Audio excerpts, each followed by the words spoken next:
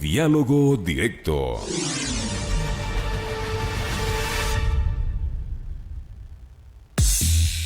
En Punto Noticias hablamos de...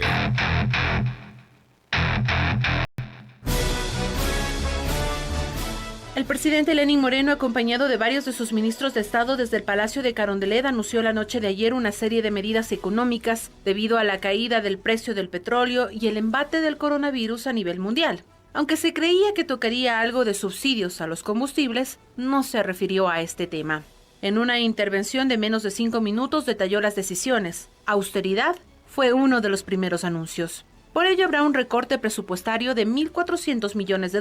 De esos, 800 millones en bienes y servicios y 600 millones en bienes de capital. La salud no entraría en el recorte.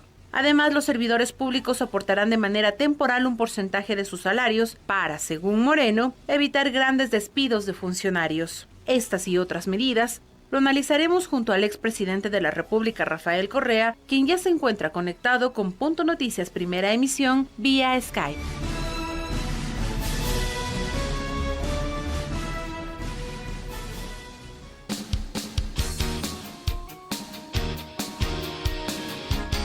Ocho, 4 minutos. Saludos cordiales al expresidente de la República, Rafael Correa, desde Bruselas, en Bélgica.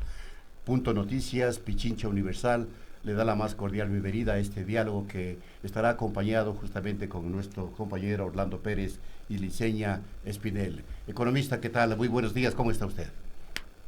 Bien, gracias a Dios, y contento de poder comunicarme con ustedes y agradecido por esta oportunidad para informar al país, porque ustedes saben que el blindaje mediático ha sido brutal. Y ojalá no lo cierre pues la Secretaría de Comunicación por esta entrevista, ¿no? Porque ustedes saben que la persecución es terrible. Así esperamos. Orlando, inicia la entrevista. Gracias, buenos días a compañeros y gracias por recibirnos también, presidente Rafael Correa. La primera pregunta es que en la cadena nacional de ayer el presidente señaló para mi modo de ver, una contradicción. Dijo que el gobierno de usted le dejó sin reserva monetaria internacional y que en estos 3 años se había recuperado la reserva internacional, pero al mismo tiempo dijo que no tenía esa reserva para afrontar las circunstancias que se vive actualmente, a diferencia de Colombia y de Perú. ¿Cuánto le dejó usted desfinanciado al gobierno? Usted lo ha dicho, Orlando, es un mentiroso que se contradice a cada momento, porque hablar después de 3 años de gobierno que no le dejamos reservas, si eso fuera cierto, ya tuvieron tiempo para construir la reserva, más aún con todo el endeudamiento externo que han tenido. Lo dijo, hemos construido reservas, después dice no tenemos, o sea que se ponen de acuerdo para mentir, pero lo que más indigna, le damos reservas, revise, pero no tengo en la mente, pero debe ser el 3-4% del PIB, pero... lo que más molesta es la ignorancia, porque este tipo es un mentiroso compulsivo pero ignorante. Comparar los casos de Colombia y Perú, economías 2-3 veces más grandes que la nuestra, y con moneda nacional, técnicamente en dolarización no se requiere reserva monetaria. La reserva monetaria, por definición, son los dólares que usted tiene que tener para defender su moneda nacional.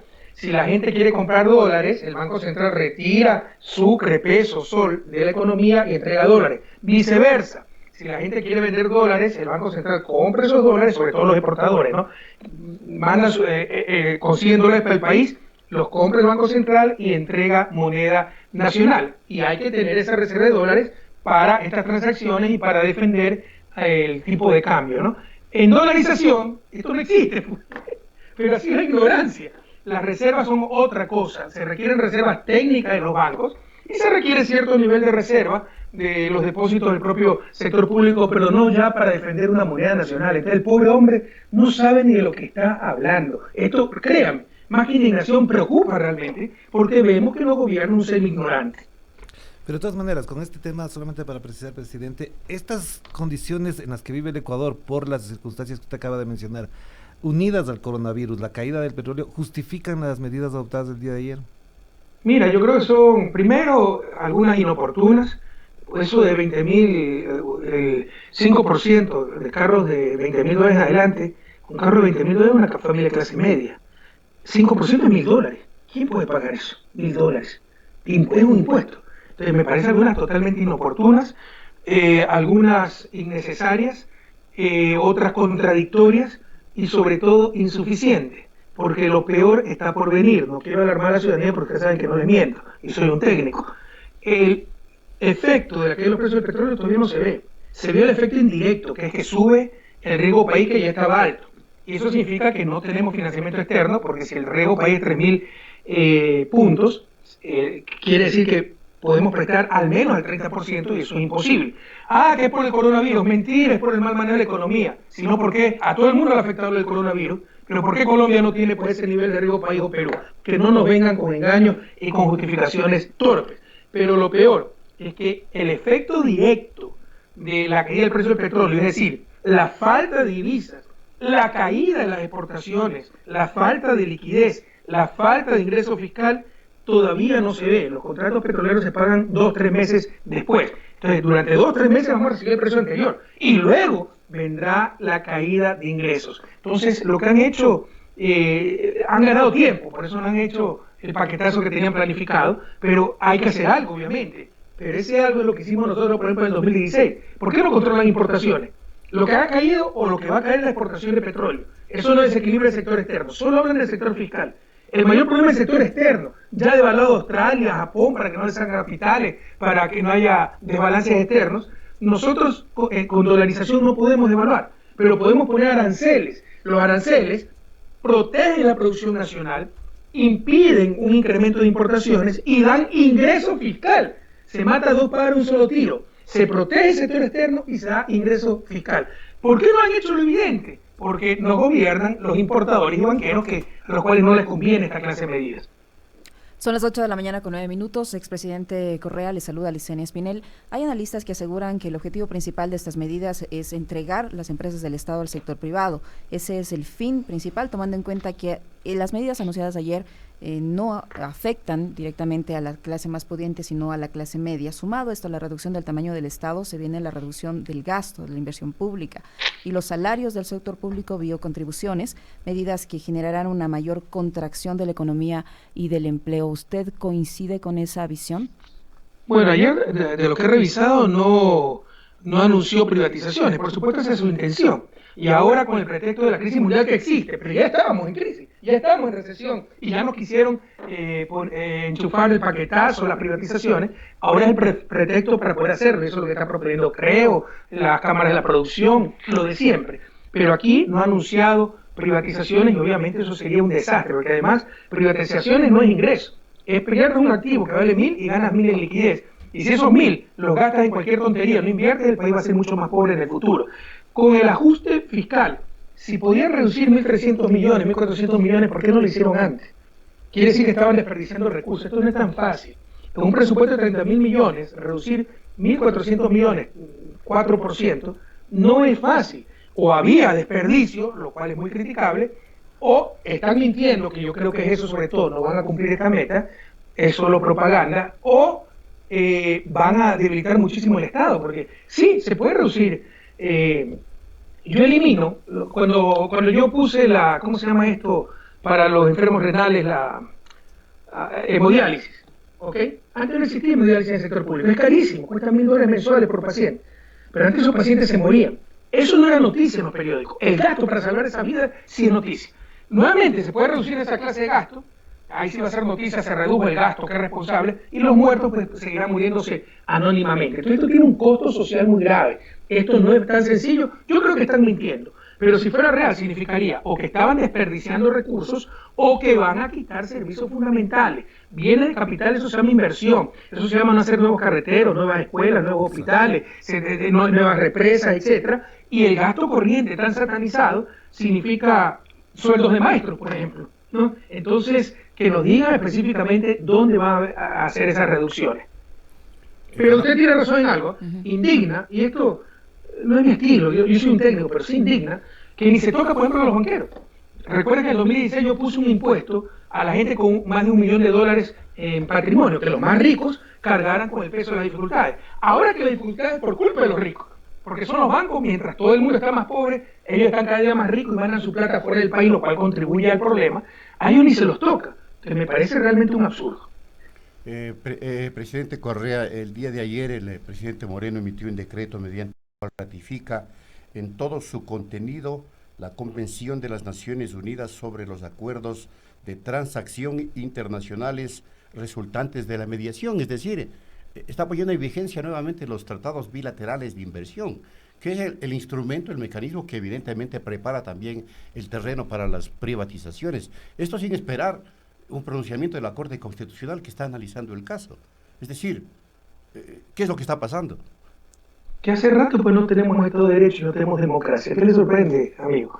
Se han roto la Constitución cuantas veces le ha dado la gana, tiene la dictadura perfecta que es con la complicidad de la prensa. Fíjense lo que están haciendo con Compromiso Social para eliminarlo. Ya se trató el caso, que era un absurdo. Un Consejo Nacional Electoral totalmente adverso nos tuvo que dar la razón. Se apeló al Tribunal Constitucional Electoral, lo tuvieron que archivar por lo absurdo. Y vuelve a insistir la Contraloría como Contraloría para que eliminen Compromiso Social. O sea, más tarde, ¿qué va a decidir? Que si la justicia absuelve a un acusado, insiste, hace una auditoría de gestión para que lo metan preso porque ellos creen que es culpable. O sea, todo está descalabrado. El propio acuerdo con el Fondo Monetario Internacional requería aprobación de la Asamblea, no lo hicieron. Todo es inconstitucional, desde que robaron a vicepresidencia Oreglá, las 7 veces sí que nos tienen esta situación, porque así se tomaron el Estado. Todo ha sido inconstitucional, pero lamentablemente hubo mucha indiferencia hasta que ya nos tocó el bolsillo. Ojalá que entendamos que cuando se rompe la institucionalidad, cuando se rompe la propia democracia, al final del día todos salimos perdiendo. Miren la situación en que estamos por un gobierno que con complicidad de la prensa, Fuerzas Armadas, altos funcionarios, altos oficiales, hicieron lo que les dio la gana, hizo lo que les dio la gana todos estos años. ¿Puede entonces la economía ecuatoriana, dadas las circunstancias de crisis global, de crisis interna, de caída del precio del petróleo, caer en un default? ¿Qué es lo que aprecian algunos analistas? Sí, pero primero déjame acabar la idea de las privatizaciones. Fíjense, usted tiene razón, los TBI es para que puedan venderse más fácilmente en las empresas públicas, pero en este contexto, la tasa de descuento, ¿no?, que se va a aplicar cuando hay riesgo, cuando hay crisis muy, muy alta y el valor de las empresas disminuye. Entonces, vender las empresas públicas, que para mí en cualquier momento es malo. Hay ciertas excepciones, ciertas cosas que no son estratégicas, dame por mí que la vendan. Pero CNT, que es la empresa más rentable del país, Petroecuador, nuestro petróleo, Banco del Pacífico, que regula el sistema bancario y uno de los bancos más rentables, el Estado lo ha hecho muy bien, ¿por qué se lo va a vender? Pero en todo caso, en este contexto, se lo vendería a precio de gallina enferma. Así que debemos estar muy atentos. Mire, lo dijo ayer Moreno, van a tratar de renegociar la deuda. Este es otro absurdo, ¿eh? Acuérdese cómo dijeron que estábamos sobreendeudados, que la deuda china era corrupción, y ellos mismos, o sea, se les ha autocumplido su profecía. Es mentira que había crisis, ni siquiera recesión. Crecimos en 2017 2.4%, cuando las proyecciones eran de 0.7%. Pero se pasaron hablando de que todo era corrupción para dañar a mi gobierno, de que todo estaba mal, que eran elefantes blancos, la inversión había sido elefante blanco por doquier, ¿no? Que era un desastre en la economía. ¿Qué espera pues que haga el mercado? Que le suba pues el riesgo país y que nadie venga a invertir. La poca inversión que existe, Puerto de Pozoras, minería, es nuestra, la empezamos en nuestro gobierno, esto no han tenido 20 centavos, pese a su sometimiento a los gringos, la entrega de Julian Assange, etcétera, y al Fondo Monetario, a todo lo que signifique escuchar inglés, ¿no? Entonces, sin embargo, ya se va a tener que renegociar la deuda. Pero para eso se necesitan alternativas. Aquí dice que dos instituciones financieras internacionales van a prestar 2.400 millones. En buena hora. Esperemos cuáles son. Pero, por ejemplo, China hubiera sido un gran recurso, el primer financista a nivel mundial, pero con todos los insultos, la denostación a la deuda china, yo creo que va a ser muy difícil porque los chinos nos vengan a ayudar en estas circunstancias. Presidente, aparte de coincidir con este tema de la afectación directa a la clase media, no tocarle a los más poderosos, a los más ricos, ¿usted cree que se afecta a los pobres? Porque el presidente Moreno señaló ayer que a quienes no se afectan con todo esto es a los pobres. Pero además me gustaría destacar una frase que le dijo textual, le voy a repetir: hemos logrado encaminar el país hacia una prosperidad sostenida, lo dijo ayer textualmente. Esto, ¿usted cómo lo interpreta? Si es que todo lo que estamos comentando implicaría para un futuro cercano o mediato una crisis general de todo el sector productivo, del sector social y sobre todo las políticas públicas que se generaron a lo largo de la década pasada. Yo creo que Moreno en eso tiene razón, que ha generado prosperidad, pero debemos entender que cuando él habla se refiere a prosperidad para su familia y para su argolla, los banqueros, y ellos están más prósperos que nunca. Los que están en la ruina son la gran mayoría, ¿no? Y que ahora no perjudica a los pobres. ¿Qué mayor perjuicio que no tener empleo? Y si no protege el sector externo, se seguirá contrayendo la economía ecuatoriana y el costo será sobre los más pobres. Además que no sé cómo defina pobre, pero alguien que gana, un servidor público gana $800, que solo él es gerente de hogar, el único con ingreso, 4 o 5 miembros de familia a su cargo, esa familia es pobre y a esa le están cargando un impuesto. Y como usted dice, a los grandes importadores con aranceles, a los banqueros que han roto récord en utilidades, pero imagínense qué insulto. La economía decreciendo, esto no es natural, esto es irracional, es una aberración. Significa quiénes nos gobiernan y para quiénes gobiernan. Los banqueros, que cuando todos estamos perdiendo, está decreciendo la economía, rompen récord de utilidades y sacan esa plata fuera del país, más de $600 millones, a ellos ni se los toca. Entonces tiene razón el presidente, esto ha funcionado, el plan ha logrado prosperidad, pero para él, sus familiares y para la argolla que lo rodea, empezando por los banqueros. Ya, pero de todas maneras, habría que señalar algo. El vicepresidente Otto Sonnenhösner señaló hace pocos días en una entrevista que todo lo que estaba pasando ya en estos años lo había dicho a él en Ginebra cuando lo fue a visitar. Es decir, esto ya estaba preparado, esto estaba listo. Desde el año 2015, 16 y cuando llegue el 17, evidentemente ya había un plan para tomar estas medidas y colocar al país en la situación que está. Sí, tenemos un impostor profesional, él preparó. Teníamos esa duda, si cuando llegó al gobierno lo presionaron, si le encontraron INA Papers y le dijeron los gringos, mira, o te someten a nosotros o te metemos preso. No, ha sido un impostor que por lo menos de hace un par de años antes de las elecciones, de asumir el poder, pues ya estaba tramando esto, invitando radiodifusores, invitando grandes empresarios, diciendo que iba a cambiar todo. Y bueno, tal vez falló nuestra perspicacia porque debimos darnos cuenta. Hay algunos que me responsabilizan de esto. Bueno, asumo responsabilidad, pido disculpas al pueblo ecuatoriano, pero cuidado, que no se alteren los valores. O sea, el culpable no es el traicionado, sino el traidor. O sea, el culpable no es Jesús, es Judas.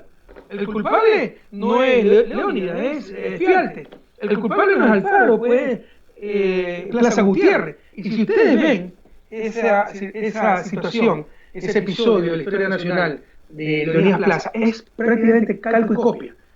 Alfaro apoya a Leonidas Plaza Gutiérrez, que lograba amor eterno, que tú eres el más grande ecuatoriano y todo eso, ¿ya? Cuando gana y vence a Plácido Camaño, el representante de los banqueros, lo primero que hace es pactar con Plácido Camaño para sepultar a Alfaro.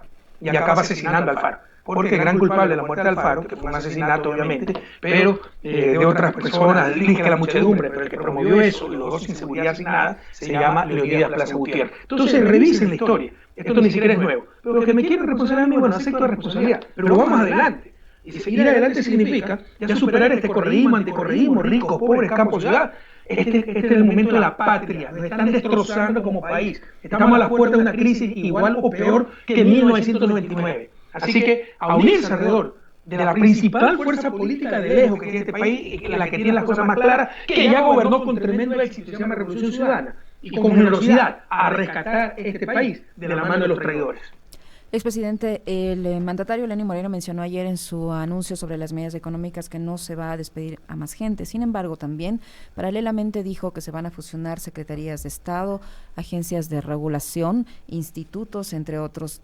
La eliminación de estas instituciones del Estado podría implicar, obviamente, mayores despidos. La meta del Fondo Monetario Internacional para Ecuador en el acuerdo es de 180,000 despidos. ¿Cómo esto va a afectar más a la economía nacional, tomando en cuenta que comenzamos desde 2020, enero, con índices absolutamente históricos de desempleo y de subempleo? Mira, ayer mintió Moreno, pero eso no es nada nuevo, tiene 4% de credibilidad. Mintió sobre la reserva, que ni entiende lo que habla, él iba escribiendo, y el que escribió, que puede ser Martínez, tampoco sabe de economía, ese pobre muchacho está más perdido que Papá Noel en junio. Pero miente con esto de los despidos, pero si dice que va a fusionar, ¿para qué vas a fusionar instituciones si no vas a reducir personal? ¿Para qué? Pues digan, continúa con la institucionalidad como está. Entonces van a seguir despidiendo gente. La carta de intención, el acuerdo firmado con el fondo lo dice, usted lo ha mencionado, no lo han hecho público, está en inglés, pero dice que cuántos funcionarios públicos tienen que despedir. Así que está mintiendo porque se muere de miedo de la reacción popular. Como también lo están presionando para eliminar los subsidios, como no da otras alternativas que hay, por ejemplo aranceles para importaciones suntuarias, están esperando un momento más adecuado porque tienen algo de plazo, algo de margen de acción, porque como les indiqué, el verdadero efecto directo del desplome de las exportaciones petroleras se sentirá en 2 o 3 meses. Entonces mintió porque se mueren de miedo, pero obviamente seguirán votando empleos públicos, lo cual es la fórmula del desastre. Mire, la economía es como una cadena. La fortaleza no se mide por el eslabón más fuerte, sino por el eslabón más débil. El eslabón más débil no es el sector fiscal, eso es pura ideología. Es el sector externo, es el que nos limita el crecimiento, porque yo no puedo crecer mucho y tener déficit gigantesco del sector externo, o hacer colapsar la economía si tenemos grandes déficits desde un inicio. Es como el cuerpo humano, siempre pongo este ejemplo, si se empieza a desangrar, el dinero, la liquidez es la sangre circulante, que me mantiene con vida, me da actividad, una buena circulación, me permite hacer deporte, y de repente me empiezo a desangrar. Esos son los déficits externos. Si no contengo eso, la economía colapsa. Ese es el principal problema de una economía en vías de desarrollo. Y ni siquiera tocan ese problema, ni lo mencionó el día de ayer, y todo es el problema fiscal. Entonces nos van a llevar al desastre con estos fundamentalismos ideológicos y no hacer lo que se tiene que hacer. ¿El Fondo Monetario Internacional, cree usted, va a salir al rescate a pesar de que por ahora le está presionando para cumplir las metas, pero podría en los próximos días, en los próximos meses, en la nueva revisión, desembolsar los recursos que están pendientes? Pero yo creo que no será suficiente. Han destrozado la economía. Se requiere un cambio de modelo. El problema, miren, oyentes, el problema no es técnico, es político. Entiendan que la economía, ciertos economistas se creen que son físicos, ¿no? Y que la economía es ciencia exacta. Si es que es ciencia inexacta, pero sobre todo con un gran componente político. La política económica, como su nombre lo indica, es elegir ganadores y perdedores. Por ejemplo, frente a esta crisis es imposible salir sin costo, pero usted puede decidir sobre quién va a caer el costo, sobre los ricos, sobre los pobres, sobre los servidores públicos o sobre los banqueros. Usted lo puede decir, hay instrumentos, y esta gente, y dependiendo de esas decisiones, usted sabe quién gobierna. Y como están gobernando los banqueros, los grandes importadores, los medios de comunicación hegemónicos, le van a sacar el aire a la clase media y a los más pobres. En todo caso, lo del Fondo Monetario yo creo que no va a ser suficiente. Y hay que atender ese sector externo. Mire, la mejor prueba de esto, vea lo que ha pasado en Australia, Japón, países desarrollados. Han depreciado la moneda frente a este problema. Nosotros no podemos depreciar la moneda porque no tenemos moneda nacional. Esas son las grandes limitaciones, terribles limitaciones a la dolarización. Pero tenemos que hacer algo para proteger el sector externo. Ese algo se llama aranceles, que protege producción nacional, como ya manifestaba, equilibra sector externo y da ingresos fiscales. O sea, mata dos pájaros de un solo tiro. O tres, si usted quiere. Protege producción nacional, protege sector externo y da ingresos fiscales. ¿Por qué no lo hacen? Porque perjudica pues a banqueros, importadores, que son los que están en el poder. Economista, me preocupa a mí el tema del riesgo país. Sabemos que Ecuador ha cerrado esta semana con un índice de riesgo país superior inclusive al de Argentina. Y algunos economistas, algunos analistas señalan que esto puede estar siendo manipulado, el riesgo país, justamente para, en momentos en que se comiencen las negociaciones para las privatizaciones o las llamadas monetizaciones de activos, evidentemente estos se vendan a precio de gallina enferma, como usted dice. ¿Está acertado este análisis? Sí, eso es lo que le manifestaba hace un momento. El riesgo país puede ser una próxima a la tasa de descuento para comprar activos en el país respectivo, y con una tasa de descuento del 30% o algo similar, o sea, el valor real monetario de esos activos, el valor monetario se pulveriza. Entonces tienen razón esos analistas. Y mire, para que vean cómo nos mienten, ¿no? Que el problema es el coronavirus y la crisis mundial. ¿Qué otro país tiene 3.000 puntos de riesgo país? Me dirán, Venezuela. Venezuela está en una economía de guerra, está bloqueada, no puede vender su petróleo. Acá tuvieron toda la ayuda del Fondo Monetario, toda la ayuda de los gringos, toda la ayuda, complicidad de los medios de comunicación, de las cámaras empresariales, los banqueros, y nos tienen con un riesgo país el segundo más alto de la región, 3.000 puntos. Entonces no me vengan con cuentos, porque Colombia no tiene ese riesgo país, porque Perú no lo tiene. No me vengan con cuentos, porque ya la economía estaba destrozada y ahora estamos utilizando de pretexto la crisis que existe, pero que fue tan solo el golpe de gracia de una economía que ya iba al precipicio. ¿Usted puede tener una visión más o menos cercana de dónde piensa el gobierno sacar esos 2.400 millones que dice que está gestionando? Porque el Fondo Monetario, mientras no cumplan sus exigencias, no ha desembolsado ni siquiera los 360 millones. Pero el presidente Moreno asegura que está negociando la posibilidad de 2.400 millones de dólares. ¿De dónde? Usted dijo que de China imposible. ¿De dónde más? Usted sabe que este señor es el idioma cuántico. Todo hay que entenderlo al revés. O sea, cuando habla de lealtad es porque es un traidor. Cuando habla de democracia es porque es dictadura. Hoy habla de 2.400, que no va a perjudicar a los pobres porque lo va a hacer. Hoy habla de que va a conseguir 2.400 millones, que no los va a conseguir. Yo tampoco sé de dónde los vaya a conseguir. Ojalá lo consiga, por el bien del país. Todo nuestro apoyo, porque lo que se requiere es reperfilar la deuda, conseguir deuda más barata, más a largo plazo, sacar deuda de corto plazo. De hecho, si se tuviera esa liquidez, sería una gran idea comprar los bonos en el mercado que están a menos de su valor nominal. China acaba de hacer algo parecido, Xi Jinping, ¿no? Se cayeron los bonos con el problema de China, el coronavirus y todas esas cosas, se desplomaron el precio de las acciones de las empresas chinas y lo que hizo es recomprar a un gran precio las acciones de sus propias empresas y ha hecho un negocio milenario, diría yo, no solo del centenario, no solo del siglo, sino del milenio. Entonces, ojalá tengamos esa liquidez. De corazón no lo deseo, pero lo dudo mucho. ¿Por qué no da más información al respecto? Además de que lo que han hecho estos 3 años es cerrar puerta tras puerta. En esta clase de problemas no funciona el mercado que solo busca lucro, los bonos. Tendríamos que colocar bonos al 30% de interés. No funcionan los organismos internacionales, que es la lógica al revés. La lógica del desarrollo significa te caes, te doy la mano para que te levantes. La lógica, ellos tienen la lógica financiera. Te caíste, te pateo en el suelo y me pagas todo lo que me debes. Funciona, sobre todo, la bilateralidad. Países que tengan capacidad de financiamiento que nos presten, ¿no? Y esa era China. Pero todo lo que han dicho de China estos 3 años, dudo mucho porque nos quiere ayudar. Presidente, a propósito y para cerrar el tema económico, una de las cosas que se preveyó, que estaba en el debate, era el incremento del IVA y la posibilidad de eliminar los subsidios a los combustibles. ¿Usted considera que esto fue una medida más de orden político para no enfrentar lo que vivió en octubre o efectivamente no es una medida que económicamente le puede facilitar la liquidez del Estado ecuatoriano? Bueno, mira, la medida sobre los vehículos privados sí puede generar, no tengo la cifra, pero de lo que recuerdo eran unos 3 millones de vehículos en total con transporte. ¿Cuántos serán privados? La mitad, 1,5 millones. ¿Cuántos de esos serán mayores de $20,000? Prácticamente todos, ¿no? 1 millón, ponle, ¿ya? 5% es $1,000, que todos valgan 20,000. De 1 millón serían 1.000 millones de dólares. Eso es una gran cantidad de ingresos, pero no tengo las cifras detalladas, no las ha dado el gobierno. Lo que sí es seguro es que sería sacarle la cabeza a la clase media. Porque qué padre de familia que tiene un vehículo de $20,000 comprado a crédito, que probablemente todavía está pagando las cuotas, puede sacar $1,000 para contribuir. Y te insisto, o sea, todavía da más indignación cuando no tocan a los banqueros, a los grandes importadores. Yo creo que no vas a poder realizar aquello, pero esa medida sí da bastante efecto, pero arrasa con la clase media que tiene un vehículo de $20,000. Entonces, y para generar ingresos, cuanto al IVA, ¿qué es lo que podría haber sido hasta el 16% del el IVA.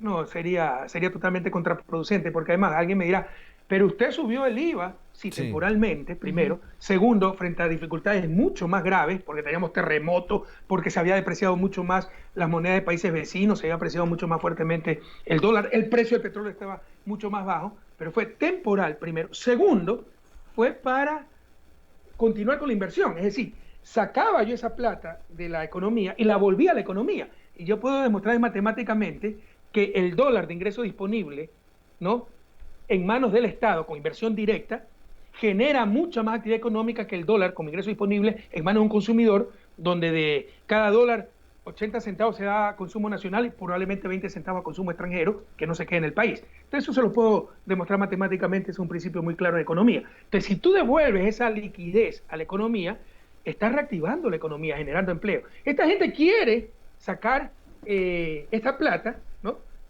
aumentar el IVA fuertemente y de forma permanente y para permitir que se siga saliendo la plata del país. Entonces la fórmula del desastre. Claro, porque ayer lo que dijo el ministro Martínez, Richard Martínez, fue que con el 5% de los vehículos mayores a $20,000 se lograría un ingreso de 220 millones. Y ahí va la otra pregunta. Según los propios autoridades y algunos de los expertos que están manejando esto, se levanta el Fondo Monetario, no hay acuerdo con el Fondo Monetario y el Ecuador necesitaría 4.500 millones de dólares. Todas las medidas tomadas, acabo de ver un comentario de un experto, exministro suyo además, que dice que con todo esto no se alcanzaría ni siquiera 2.000 millones a recaudar. Es decir, esto prevé una circunstancia más complicada porque en los próximos meses se habría que tomar otras medidas cuando ya los fondos que llegan del petróleo ya no sean los mismos. Bueno, mira, me arriesgué un poco a hacer una estimación sin datos, lo anticipé al público, porque me gusta ser muy exacto. Y a ojo de buen cubero dije, podrían reunir 1.000 millones. Si ya Martín ha dicho que son 200 billones, 20 millones, es mucho menos y eso sirve para muy poco. Además que le va a sacar la cabeza a la clase media, me sorprende que sea tan poco, pero bueno, seguramente ellos tienen todos los datos, ¿no? Yo hubiera pensado que era mucho más. Pero bueno, trabajemos con esa cifra, 220 millones. Cada dólar que se pierde en petróleo significa 70 millones menos para el país, ¿no? Si ha caído el precio del petróleo, estaba a $51 en el presupuesto, está a $30, $21, eso significa que perdemos 1.500 millones de dólares. ¿De dónde vamos a obtener el resto? ¿No? Depende cómo estés contabilizando esa caída, porque si comparas con los años anteriores, la pérdida es mucho mayor, puede superar los 2.000 millones. Estoy comparando con lo que se presupuestó, con lo que está en el presupuesto. Entonces, ¿de dónde van a sacar esos dineros si para mí la medida más fuerte es la de los vehículos, solo reúnen 220 millones de dólares? No nos están dando respuesta y no están haciendo lo que tienen que hacer, que no es solo atender el problema fiscal, que es importante, pero no es el más importante.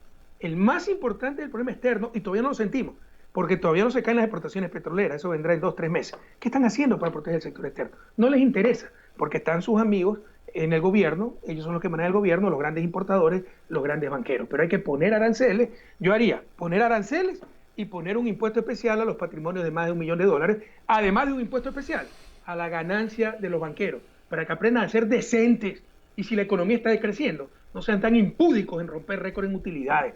De dignidad también vive la gente. Expresidente, entre las medidas que se podrían adoptar casa adentro, hay expertos que señalan que se podría optar por la reducción de las tasas de interés, el sistema fiscal progresivo para las empresas, la creación de un impuesto al patrimonio, como usted lo acaba de indicar, la creación del impuesto a los activos, el incremento del impuesto a la salida de divisas, que este régimen lo redujo, la vuelta al anticipo del impuesto a la renta y aranceles al comercio exterior, también como usted lo ha señalado, un impuesto del 10% a las ganancias extraordinarias de la banca, el incremento de la inversión pública y procesar el petróleo en derivados. Estas medidas de una u otra forma podrían ayudar a la economía en los momentos actuales. Sí, muchas las he mencionado sin conocer quién había propuesto esas medidas. Hay cosas que no son posibles en el corto plazo. Procesar el petróleo en derivado, para eso se necesita refinería. Y construir refinería del Pacífico demorará 6 años cuando empiece. Pero lo que quieren es acabar la refinería para que todo sea, para construir una refinería privada, dicho sea de paso. En todo caso, hay un menú de instrumentos. El problema, les dije, no es técnico, es político. ¿Quién gobierna? Entonces, mientras nos gobierne Lazo, mientras nos gobierne Nebot, con Moreno, con la Cámara de la Producción, con Martínez, un recadero de la Cámara de Producción, lo que van a hacer es sacarle la cabeza al pueblo ecuatoriano, pero no van a tocar, por ejemplo, las ganancias de los bancos, no van a tocar los patrimonios millonarios, no van a tocar el sector externo, poniendo aranceles para reducir importaciones suntuarias. El problema, pueblo ecuatoriano, y lo demostramos en el 2016, cómo enfrentamos también problemas mucho más graves, lo que llamamos la tormenta perfecta, sin aumentar pobreza, sin aumentar desigualdad, sin que colapse la economía, y teníamos hasta terremoto, y me acusaron de haber aumentado el precio de la Nutella.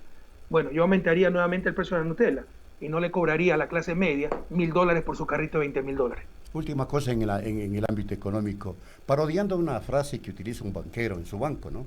Lo peor está por venir, porque el Ejecutivo enviará ya mismo la reforma al Código de Planificación y Finanzas Públicas y dice contar con el apoyo de los legisladores, es decir, el proyecto podría ser aprobado y como usted sabe, allí se va a abordar el tema de la privatización prácticamente del Banco Central del Ecuador y tendrá que en un momento determinado eliminar el subsidio a los combustibles y otra serie de medidas que están dentro de las exigencias del Fondo Monetario Internacional. ¿El gobierno va hacia ello? Sí, tienen todo un plan, porque ¿quiénes nos dominan? Los que les conviene el libre mercado, el sálvese quien pueda, porque son los más poderosos. Y si quiebra el país, ya tiene su plata afuera, como hicieron en el 99. El grupo que más capital saca del país se llama banca, y ni siquiera la mencionan en las políticas para enfrentar esta crisis. O sea, ya es un insulto a la inteligencia, un insulto a la situación de la gente. Yo solo les pido, miren, esto es político, no es técnico, no olvidar lo que están destrozando, nos han destrozado.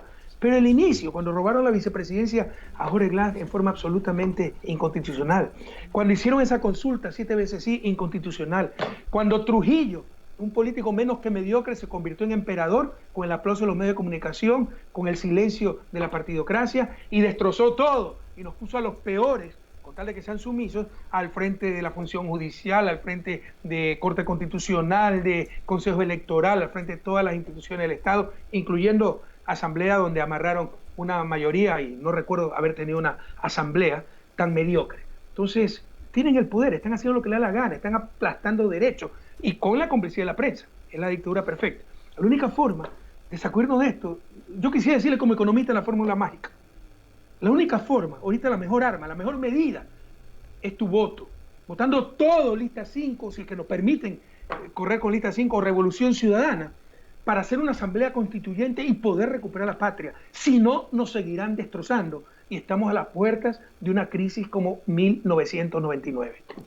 Presidente, a propósito de lo que acaba de mencionar, hay todo un andamiaje jurídico, político y mediático para no permitir la participación de Compromiso Social, no permitir la participación de Rafael Correa en las próximas elecciones, y obviamente no se extrañaría a nadie de que incluso algunos dirigentes y algunos posibles candidatos no puedan participar porque tendrían acciones de orden judicial, de la Contraloría.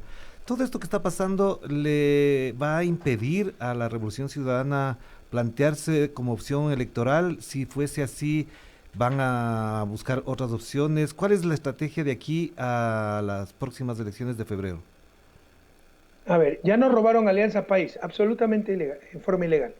Luego tratamos de inscribirnos como Revolución Ciudadana, nos lo negaron. Luego como Revolución Alfarista, dijeron que Alfaro era liberal de derecha, nos lo negaron. Luego como Maná, nos lo negaron. Ya corrimos con Compromiso Social y ganamos las elecciones de marzo. Ahora dicen que 4 años antes hubo firmas falsificadas, que las revisó el Consejo Nacional Electoral. Si fuera cierto, es culpa del Consejo, no de quien las presentó. Pero además, ya lo analizaron por mayoría. Un Consejo Electoral totalmente opuesto dijo, esto no tiene ni pie ni cabeza, no hay ley para sancionar esto, además que no se ha verificado, entonces continúan ustedes con el registro. Apelaron odiadores políticos al Tribunal Contencioso Electoral, lo archivó el caso el Tribunal Contencioso Electoral, y ahora Celi, que ha sido uno de los tipos más nefastos de la historia de este país, un corrupto completo, que ha logrado que nadie honesto vaya al sector público, porque te ponen glosas por todos lados, tiene que gastar decenas de miles de dólares en abogados por el capricho de este sujeto con sus supuestos auditores, que es un corrupto él. ¿Tú crees que 6 años al lado de Poli y nunca se enteró que había corrupción? Por supuesto que era cómplice de Poli. Él fue el que firmó la mayor parte de informes a favor de Odebrecht. Su sobrino está preso en Estados Unidos por lavado de dinero. Y este sinvergüenza sigue siendo el instrumento de persecución de este gobierno en decadencia.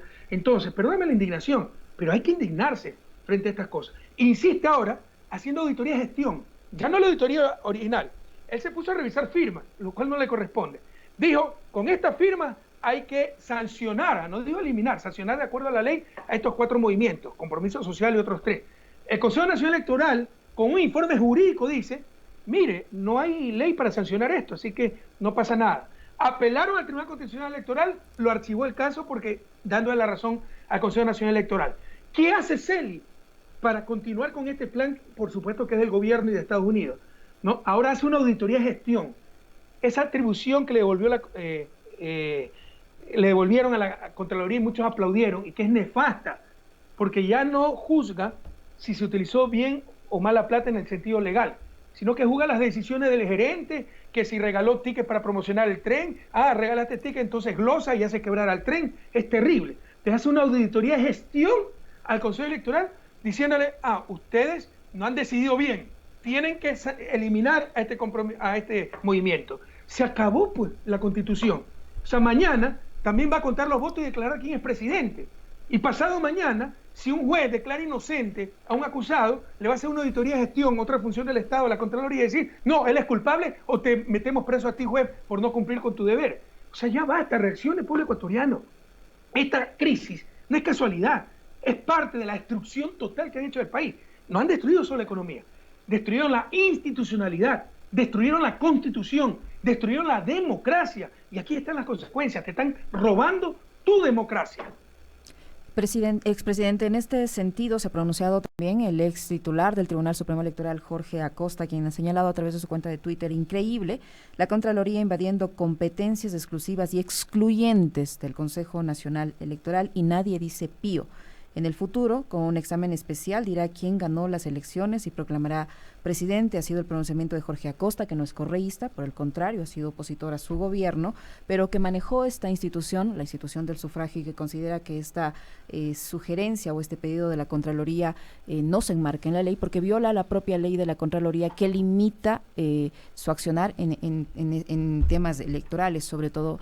¿Qué debería hacer el Consejo Nacional Electoral? ¿Qué debería hacer la titular de este organismo frente a este pedido de Contraloría? Por supuesto, rechazarlo, ¿no? Sin embargo, ya le cambiaron la mayoría, pues. Entonces ya tiene la mayoría, creo, con este señor Pita, con este señor Verde Soto, un tipo nefasto, sinvergüenza completo, buscando descaradamente por todos los medios de inhabilitarnos para participar y después se llenan la boca de democracia, y ya consiguieron el voto de Estela a cero. Entonces, con la mayoría en un país sin ley, hacen lo que les da la gana. Oiga, en este país, Trujillo se declaró emperador, pues. Ante sí, de por sí dijo que sus decisiones están por encima de la Constitución. O sea, ya la consulta era inconstitucional. Se le dio una tarea específica inconstitucional al Consejo, pero limitada, y se declaró asamblea constituyente y no pasó nada. Porque para que haya la dictadura perfecta, se requiere la complicidad de los medios de comunicación y la condescendencia de los altos mandos de las Fuerzas Armadas y el respaldo de Estados Unidos, donde seguramente se van a refugiar cuando pierdan el poder. Entonces, esperemos cualquier cosa. Yo, como siempre digo, ya no espero ver el burro volando, ya lo vi, espero ver la manada de burros volando, porque con este gobierno y en esta situación, con el descalabro institucional que existe, cualquier cosa pasa. Pero entienda, pueblo ecuatoriano, entienda Pichincha, una provincia con tanta cultura política. No es a Correa que le están haciendo daño, nos están destrozando como país, nos están destrozando como patria, están destrozando la Constitución, están destrozando la democracia. Pero así las cosas, si se cambió la mayoría en el Consejo Nacional Electoral, evidentemente van a recoger el planteamiento del Contralor Celi y Compromiso Fuerza Social va a quedar fuera de la ley electoral que se avecina. Y entonces, ¿ustedes qué van a hacer como Revolución Ciudadana? ¿Qué alternativa? ¿Pero qué podemos hacer? ¿Pero qué podemos hacer? Pues no podemos hacer milagros. Pero que se todo el mundo cuenta de la dictadura que vivimos y de la persecución. Yo tengo 31 juicios penales, cada día me despierto para ver qué nuevo juicio penal tengo. Ahora nos van a sentenciar, porque ya tienen lista la sentencia, no se engañen, la condena, por ser jefe de una organización criminal dedicada a pedir soborno. Y la prueba son $6,000 que presté de un fondo de solidaridad a la propia presidencia con nuestro propio dinero. Y la que habla de la estructura criminal es una perito que no es perito, una farsante, una incompetente y que nos insulta todos los días por redes sociales y da entrevistas como vedette de televisión. Entonces, ¿qué esperamos de esto? Pero si la gente no reacciona, no es a nosotros reaccionar, por favor. Hemos hecho lo posible, hemos sido perseguidos. Hay compañeros que han perdido su libertad, compañeros que han salido exiliados, hay compañeros que solo trabajan, los que tienen la suerte de tener trabajo para pagar abogados. ¿Qué más podemos hacer? Ya le toca, esto va más allá de correísmo, anticorreísmo, ya le toca a los patriotas reaccionar, pero la indiferencia a las finales pues nos hace merecedores de lo que estamos viviendo, porque nos van a destrozar como país. Ya nos destrozaron, pero puede colapsar totalmente el país. De todas maneras, en función de lo que acaba de mencionar el presidente, hace pocos días escuché una entrevista con Jimmy Jairala a un criminalista que, por supuesto, desde su punto de vista profesional, decía que el caso sobornos o bochornos, como debería llamarse, ya está sentenciado en los medios de comunicación.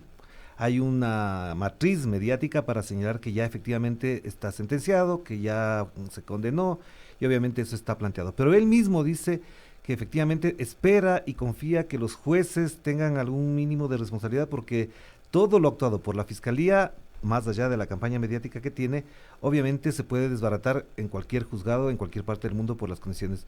Si esto es así, ¿usted qué espera de los próximos meses en cuanto a este caso? Y si fuese así, ¿está anulada la posibilidad de candidatizarse por Revolución Ciudadana o no? Mire, es claro que esto a nivel internacional lo vamos a hacer pedazos, pero van a tener 6, 8 años para hacer lo que les dé la gana, sin temor. Y yo, como digo, sin temor a Dios incluso, ¿no? ¿Por qué? Porque saben que pueden por último irse a refugiar a Estados Unidos y quedar en impunidad. Entonces ellos están ganando tiempo, porque a nivel internacional esto les va a acarrear unas responsabilidades enormes. Pero no me engañen. Oiga, mire con qué rapidez hicieron las audiencias. Fallece la señora madre del juez ponente, tenía derecho a 8 días de licencia, tomó un día. Tenía una maestría en Argentina que tenía que irse un viernes, la suspendió. Ese día jueves, para acabar ese mismo día, las audiencias se quedaron hasta las 2 de la mañana. O sea, ya no podemos ser ingenuos. El rato en que van tan rápido porque tienen todo listo, porque tienen un cronograma para tratar de lograr una sentencia antes de mi registro, para impedirme registrar como candidato. Entonces no nos engañemos, yo no tengo ninguna esperanza. De hecho sé que ya tiene hecha la sentencia, el juez León se la dieron haciendo, Ramiro García, este señor tan nefasto, ¿no? Que muestra la decadencia del país, porque un tipo tan mediocre que sea representante del abogado de Pichincha realmente preocupa. Entonces ya tienen sentenciarnos a nosotros a 7, 8 años, exonerar, sobreseer a algunos empresarios para decir que están siendo imparciales, ya todo está listo. Por ahí hay una remota esperanza en los otros jueces que pueden ser algo más decentes y ser más técnicos, ¿no? Pero en principio yo no espero absolutamente nada. Sin embargo, con sentencia y todo, yo hubiera podido regresar al país, que me metan preso, pero que me dejen registrar y les gano las elecciones. No me lo van a permitir hacer. Mire cómo quieren eliminar compromiso social. En el caso Sobornos, expresidente, el hecho de que le hayan concedido el habeas corpus al ex vicepresidente Jorge Glass es solo para guardar las formas dentro de este proceso, ¿no cree que eso de alguna manera les da la razón a ustedes? No da razón, pero para efectos prácticos es absolutamente intrascendente, porque él tiene una condena absolutamente injusta. Pero aprendamos, sobre todo jóvenes que escuchan esta radio, pichinchanos, si no nos estremecemos por las injusticias de los otros, por Dios, habremos perdido nuestra humanidad. No, es que Correa me cae mal bien hechito, por favor, así no se puede actuar en la vida. Tenemos un hombre inocente que transformó la patria, además, la matriz energética, cuántas obras hizo, más de 2 años en la cárcel. No se le ha encontrado un solo centavo. Al que se le ha encontrado es a Moreno, con la cuenta INA Investment en el Balboa Bank de Panamá, cuenta 100-4-10-71378, pero Diana Salazar ni siquiera ha empezado esa investigación. Así de descarada es la situación. Y el honesto, o sea, para que haya corrupción, yo no tengo una cuenta secreta, ¿no? Ya me van a encontrar cuentas secretas en el Vaticano, en Aruba. La realidad es que nunca van a encontrar, porque no tengo ninguna cuenta secreta. La que publicó Valde es mi cuenta aquí, con la que voy al supermercado. BE es Bélgica, pero así es la ignorancia de esta gente y la mala fe. Pero en todo caso, para que haya corrupción, alguien debió enriquecerse. ¿Quién es corrupto para enriquecer a los chinos, como quieren decir? Ah, no, contrato con Petrochina, regalamos 2.000 millones a los chinos. ¿Quién está tan loco para regalar 2.000 millones a los chinos y no beneficiarse? ¿Dónde está esa plata? Jamás van a encontrar 20 centavos mal habidos, que no sean morenos, ese sí es corrupto, en los dirigentes de la Revolución Ciudadana. A mí me han buscado por todos lados y jamás van a encontrar nada. Lo mismo a Jorge, pero lleva más de 2 años preso. Lo condenan con un código derogado, le roban la vicepresidencia. Por favor, reaccionemos, pueblo ecuatoriano. La injusticia contra un hombre es la injusticia contra la humanidad. Pero además, lo que están haciendo no es solo destruyendo a Jorge, que le están haciendo mucho daño a su familia, a él. No solo nos están haciendo daño a nosotros, están destruyendo la patria. Miren lo que nos está pasando por haber permitido tanto. Estas no son cosas independientes. La situación en la que estamos es por haber permitido tanto a este gobierno, que hizo lo que le dio la gana. Cuando nosotros decíamos esto está mal, los periódicos no, todo es culpa de Correa. Aquí están las consecuencias. Lo reconoció Lazo. Por perseguir a Correa, dijeron que no les importaba la economía. Aquí están las consecuencias. Para aquellos que aplaudieron la persecución a Correa, miren cómo ahora todos estamos pagando las consecuencias. Agradecemos al economista Rafael Correa Delgado por esta entrevista extensa en la que hemos abordado temáticas diversas que son indudablemente de interés para todo el Ecuador. Economista, muchas gracias por haber atendido esta invitación. Muchas gracias a usted y un fuerte abrazo a Pichincha y a la patria entera. Hasta pronto. La respuesta a la consulta que hicimos de nuestros amigos oyentes al iniciar este diálogo con el expresidente Rafael Correa: las medidas económicas anunciadas por el gobierno del presidente Lenín Moreno son las adecuadas para enfrentar la crisis actual. La respuesta de quienes nos escuchan y nos siguen a través de redes sociales es la siguiente: un 93% considera que no son las medidas adecuadas y un 7% que sí. Las 8:51 minutos, hacemos la pausa, amigas y amigos, y volvemos por la parte final.